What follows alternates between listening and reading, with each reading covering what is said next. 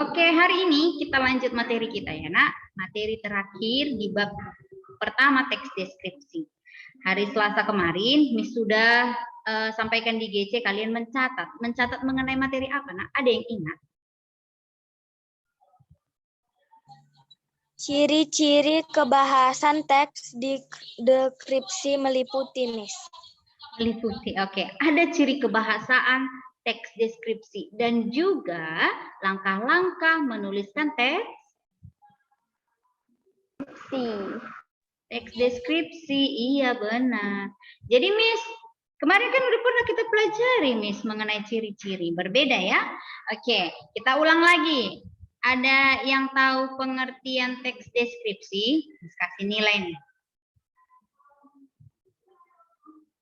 Ada yang tahu pengertian teks deskripsi? Dapat nilai dari Miss Oci. Sebut namanya. Ada? Nggak ada? Ada yang tahu pengertian teks deskripsi, anak-anak Miss? Apa ya? Nah, ginilah kan, nanti ke bab 2 nggak ingat lagi bab pertama. Aduh, kemana lah kita nanti? Jalan-jalan lah kita, ya kan? Bingung. Ayo. Ada? Teks deskripsi adalah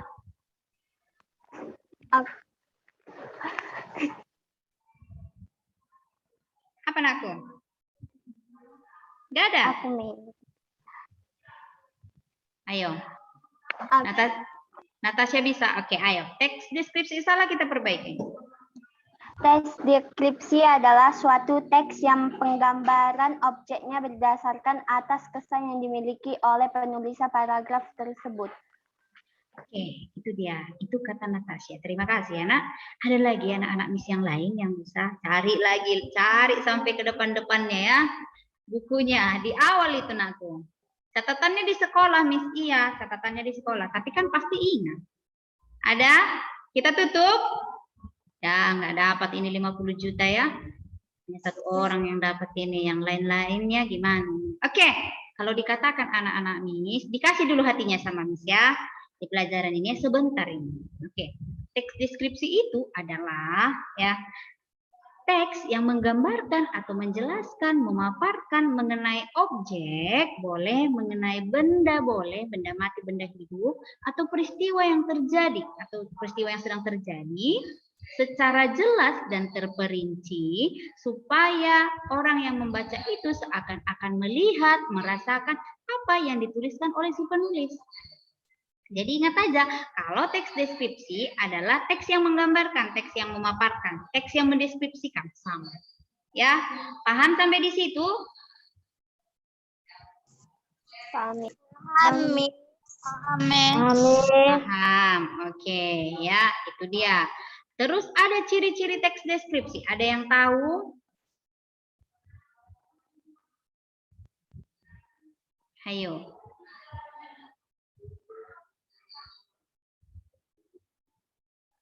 Oce ini siapa Oce ya?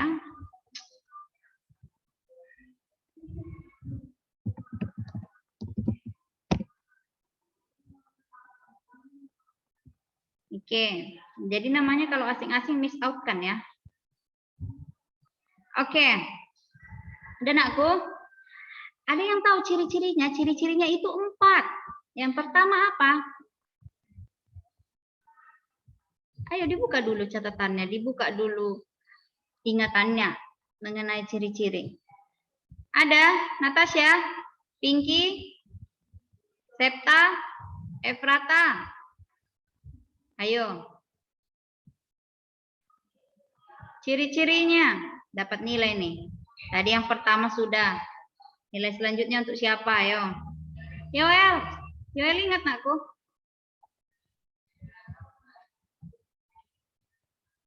Ya, gimana ini ke bab 2 kalau nggak bisa paham?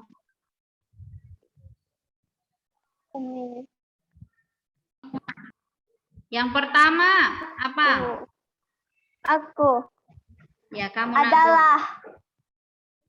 Yang pertama adalah, kok adalah? Yang pertama adalah.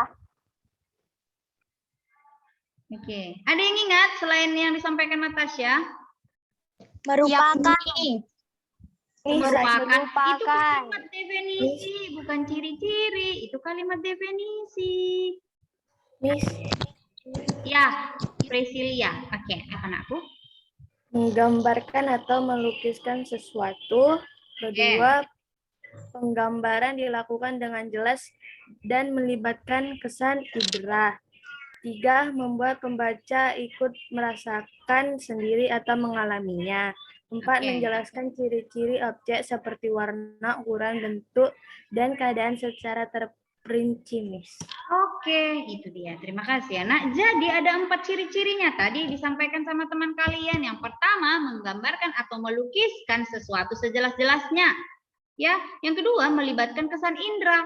Yang ketiga, membuat pembaca atau pendengar seakan-akan melihat dan merasakan apa yang disampaikan penulis. Terakhir, menjelaskan ciri-cirinya, baik ukuran, jenisnya, ya kan, ukurannya, warnanya, keadaannya, bentuknya, itu dijelaskan. Itu dia. Ya, jadi ciri-ciri yang akan kita bahas ini berbeda dengan ciri-ciri teks deskripsi pada umumnya. Ya, jadi Miss, apa rupanya ciri kebahasan itu? Oke, kita bahas ya, Nakku. Jadi kalau bingung nanti ditanya ya, Nak. Jangan udah paham, udah Miss, jangan seperti itu ya. Itu namanya nggak belajar ya.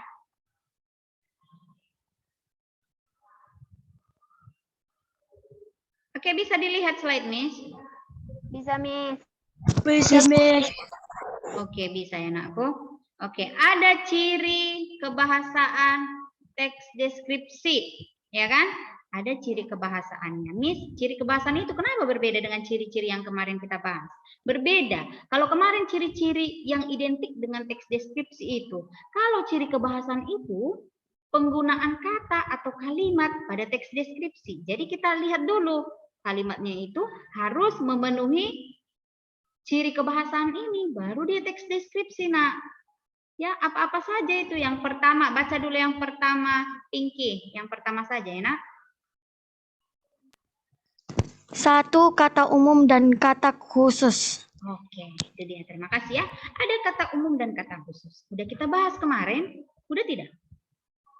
Udah, Miss. Udah.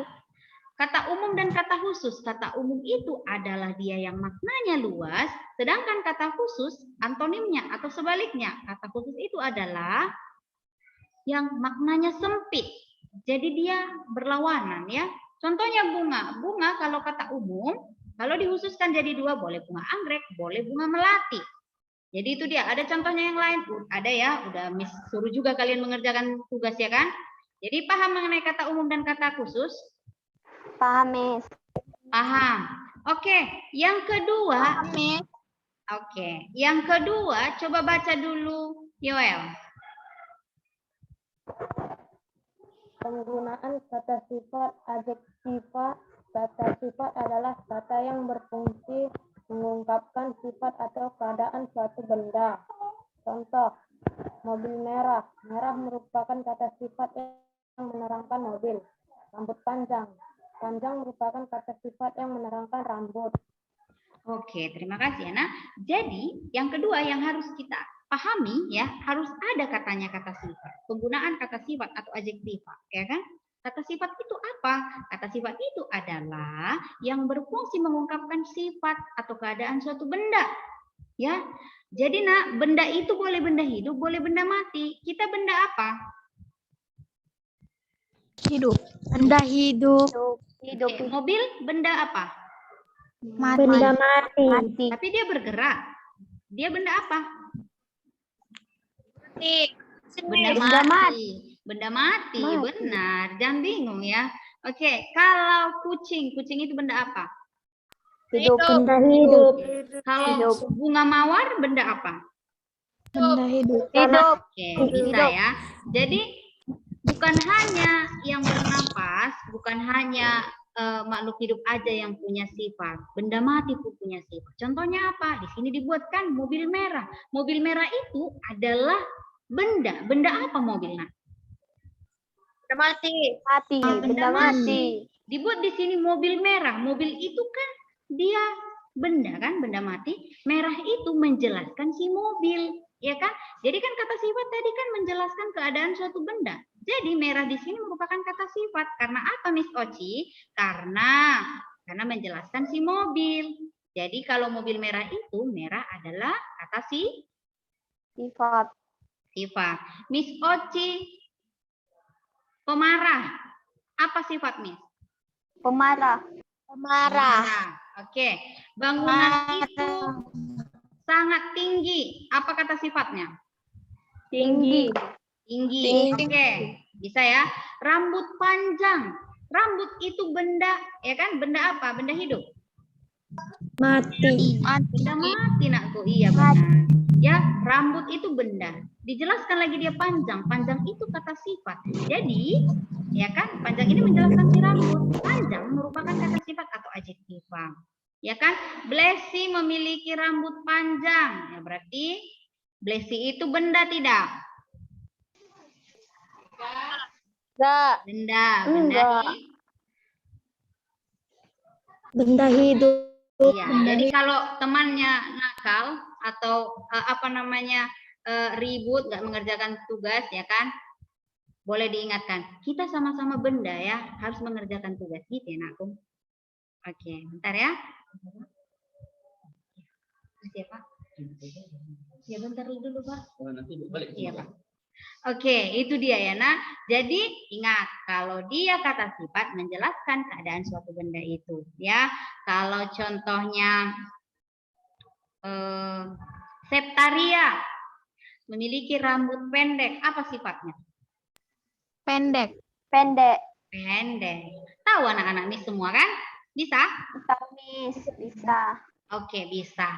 Itu dia. Yang ketiga, coba baca Angelita. Baca dulu, nakku, yang ketiga. 3. Penggunaan majas. Majas adalah gaya bahasa untuk menggambarkan atau melukiskan suatu objek serta membandingkan dengan memberikan ungkapan atau kiasan yang tidak menyatakan segala secara langsung maknanya. Oke, terima kasih ya. Oke, itu dia, ada penggunaan majas. Waktu SD pernah belajar majas kalian? Pernah belajar majas? Pernah dengar majas, nakku? Tidak, Miss. Tidak ya. Jadi Miss ingatkan, kalau majas itu adalah gaya bahasa. Gaya bahasa yang gimana, Miss? Kok punya gaya bahasa itu ya, Miss? Kok nggak cuma manusia yang punya gaya, ya kan? Iya. Majas, ya karena majas itu gaya bahasa. Jadi kalau di kebahasaan teks deskripsi harus ada gayanya ya. Jangan, berarti bukan hanya manusia yang banyak gaya ya. Di sini pun ada gaya. Oke, gaya itu menggambarkan atau melukiskan objek, ya, membandingkan, memberikan ungkapan atau kiasan yang tidak menyatakan secara langsung maknanya. Jadi singkatnya gini, boleh kita mengungkapkan, boleh kita menyampaikan ungkapan sebenarnya, boleh tidak. Boleh menyindir. Kalau ungkapan sebenarnya, contoh, ya kan, sekolah ini bersih, ya kan, contoh, sekolah kita bersih, nyaman dan sejuk. Jadi kalau kita mau buat ungkapan, pernyataan kan, wah sejuk sekali di SMP Metodis Antioquia itu, wah nyaman sekali, oh bersih sekali, itu dia sebenarnya, ya kan. Kalau kita pergi ke pantai, tiba-tiba banyak sampah, ya kan, kita mau buat ungkapan yang tidak sebenarnya, disampaikanlah, wah, ya kan, padahal banyak sampah ya, Nak, wah bersih sekali pantai ini, itu menyindir, ya kan.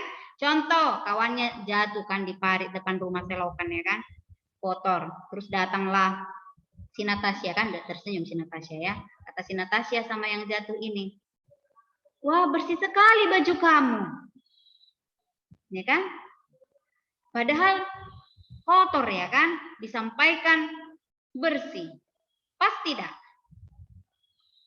Tidak. Tidak, Miss.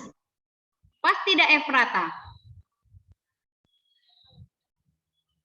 Tidak, Miss. Tidak, ya kan, berarti itu ungkapan, Nak. Contoh, ya kan, Miss Oci baru bangun tidur, rambutnya kan berantakan, datanglah si Amelia Surbakti, kan, katanya gini sama Miss Oci, wah Miss Oci, rambut Miss rapi sekali, Miss, Suka aku lihatnya, Miss, katanya. Berarti secara tidak langsung kan Miss pikirkan, yang betulnya si Amelia ini suka sama rambut Miss Oci atau dia menyindir Miss Oci. Berarti ada dua kemungkinan, bisa makna sebenarnya, bisa makna tidak sebenarnya. Ya kan? Contoh lainnya, ada tulisannya kan nggak terbaca. Terus Miss mau buat ungkapan, wah cantik sekali tulisan kamu ya, sampai-sampai saya tidak bisa membacanya. Nah, itu menyindir, nakku. Jadi, ya mungkin ada beberapa di teks deskripsi akan kita temukan majas, ya kan? Bisa dia mengungkapkan ungkapan sebenarnya, boleh menyindir. Bisa, paham?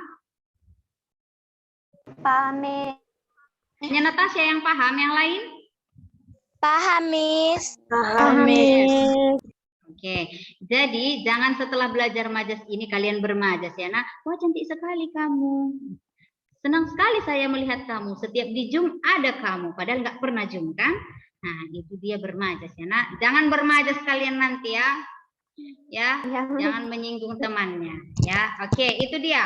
Yang keempat, ada apa katanya yang keempat, Theophilus? Apa katanya, nakku, yang keempat?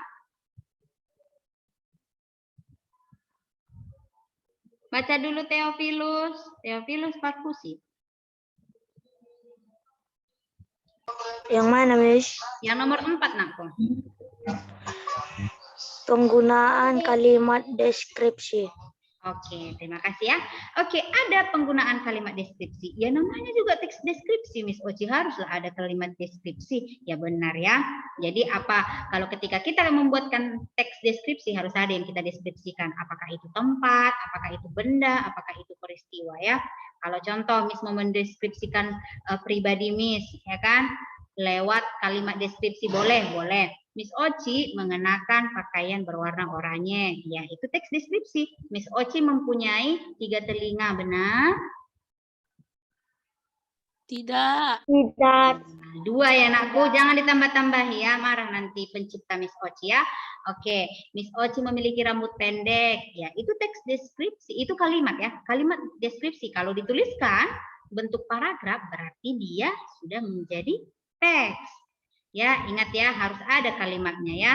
Kalian kemarin sudah menuliskan teks deskripsi mengenai diri kalian sendiri, itu merupakan kalimat deskripsi. Satu persatu, per kalimat, iya kan? Per kalimat jadi paragraf itu merupakan kalimat deskripsi. Paham sampai di situ anak-anak, Miss? Paham, Miss. Paham, Miss. Ruth paham, nakku? Paham, Miss. Paham. Kita lanjut. Lanjut. Oke, lanjut ya. Oke, itu dia ciri kebahasaan. Jadi, Miss ingatkan, berbeda ciri-ciri teks deskripsi dengan ciri kebahasaannya, nakku. Oke, selanjutnya ada langkah-langkah. Coba langkah-langkah. Untuk langkah-langkah. Karena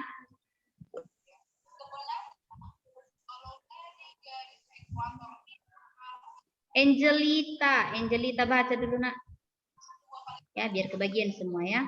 Langkah-langkah menulis teks deskripsi adalah 1. Menentukan objek yang diamati. 2. Menentukan gagasan pokok dan gagasan penjelas. 3. Menyusun kerangka teks deskriptif. 4. Mengembangkan kerangka teks deskriptif menjadi kerangka utuh. 5. Menyunting teks. Oke, terima kasih ya. Oke, ada langkah-langkah. Jadi ketika Miss Oci, ketika siapa saja mau menuliskan teks deskripsi, harus ada langkah-langkahnya. Ya, kita mengikuti langkah-langkah ini baru dia jadi teks deskripsi. Ya kan, yang pertama, menentukan objek yang diamati. Kemarin Miss suruh kalian menuliskan teks deskripsi kan, Miss tentukan objeknya kan, diriku. Ya kan? Kalian menuliskan mengenai diri kalian sendiri. Jadi harus ada objeknya, nak. Kalau kalian mau bahas tempat, ya boleh. Itu objek. Mau bahas mengenai bunga, boleh. Itu objek. Mengenai botol minum, itu objek. Ya, objek itu bebas. Boleh tempat, boleh benda, boleh peristiwa. Ya, kalian pilih, jangan nanti bahas rumah sakit tiba-tiba ada ikan lele di dalam. Ya, pilih yang bagus ya. Kalau mau rumah sakit, bahas rumah sakit. Kalau mau ikan lele lah. Jangan dicampur-campur ya kayak nasi padang ya, nggak boleh. Oke? Jadi harus konsisten. Kalau bahas satu ya bahas satu. Itu dia. Kalau bahas diri kalian sendiri, kan nggak mungkin kalian bahas tetangga kalian kan? Dibahas lagi tetangga 3 rumah dari rumah kalian, baru tetangga-tetangga itu punya tetangga lagi. Jangan ya. Kalau bahas diri kalian sendiri ya bahaslah diri kalian sendiri. Ya, itu dia. Yang kedua, ada menentukan gagasan pokok dan gagasan penjelas. Ini sebenarnya yang poin nomor 2 ini, Nak, ke paragrafnya ya. Miss singgung sedikit biar kalian nggak bingung. Kan kalau kita mau menuliskan teks deskripsi kan terdiri dari beberapa paragraf kan? Benar tidak? Iya, Miss. Iya. Iya kan? Jadi di paragraf itu Nak harus ada gagasan pokok dan gagasan penjelas. Apa itu gagasan pokok, Miss? Gagasan pokok itu adalah ide pokok atau inti. Kalau tadi kita bahas mengenai rumah sakit, ya intinya setiap paragraf itu harus ada membahas rumah sakit. Ya kan mungkin dalam satu paragraf ada 5 kalimat, ya kan? Di kalimat pertama udah kita bahas mengenai rumah sakit. Selanjutnya itu ada lagi kalimatnya, kalimat 2 sampai kalimat kelima, itu gagasan penjelas. Jadi sebenarnya yang nomor 2 ini dia lebih ke paragraf, ke kalimat. Jadi jangan melenceng dari objek. Kalau bahas mengenai seragam, ya seragam. Kalau mau bahas sepatu, ya sepatu. Intinya ya harus ada kalimat yang mendukung objek itu dan gagasan penjelasnya juga jelas. Bisa? Bisa, Miss. Bisa, John? Bisa, Miss. Bisa.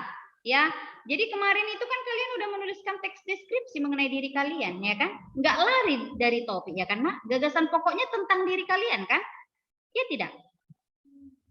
Iya, Miss. Iya, itu dia. Gagasan penjelasnya juga tentang diri kalian. Jadi nggak boleh lari. Kalau bahas diri kalian ya itu tadi. Pokoknya jangan melenceng, jangan dicampur-campur ya. Nanti jadi es campur, dia dimakan. Nggak enak ya kan? Diminum atau dimakan? Diminum bisa dimakan. Oh. Oke, itu dia ya. Yang ketiga, menyusun kerangka teks deskriptif. Miss, kenapa deskriptif? Padahal kita belajar deskripsi. Sama ya, jangan bingung. Ada kadang deskripsi, ada dia deskriptif sifatnya ya. Ada dia argumentasi, ada argumentatif, ada narasi, ada naratif. Sama, jangan bingung. Ya, yang ketiga ini menyusun kerangka teks deskriptif. Tahu struktur, Nakku? Struktur teks deskripsi.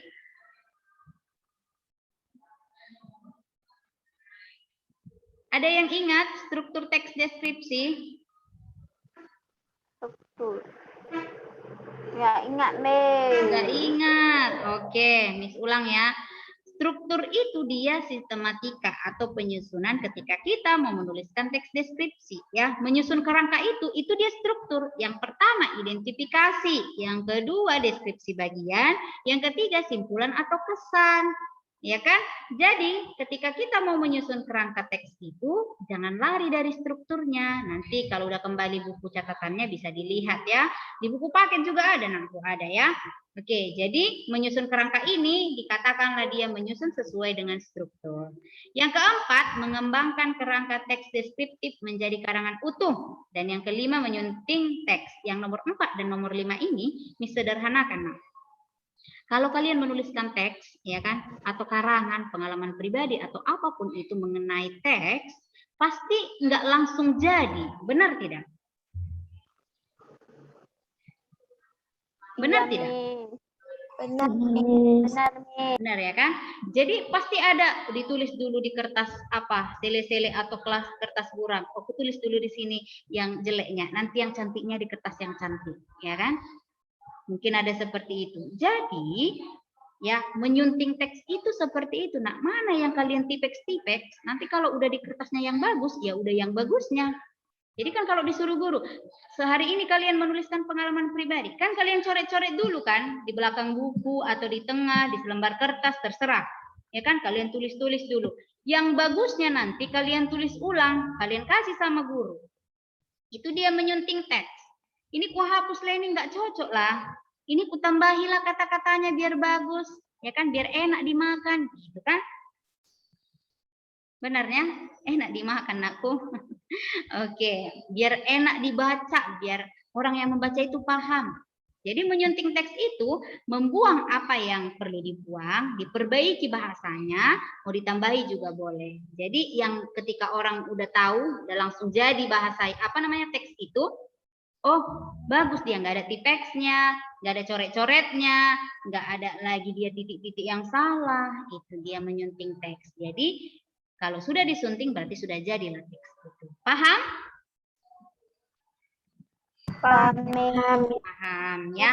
Jadi itu dia nak mengenai ciri kebahasaan dan sistematika atau langkah-langkah ketika kalian ya ketika semuanya kelas 7 PIS menuliskan teks deskripsi. Jadi ya Efrata ya. Jadi itu dia ya Naku. Ada yang mau bertanya anak-anak Miss? Enggak ada, Miss. Kok nggak ada? Kok nggak pernah ada yang bertanya? Udah pahamnya kalian? Berarti nanti kalau ujian nilainya 110 ya. Jangan ada nilai 50 ya. Oke. Jadi itu dia ya mengenai materi untuk hari ini.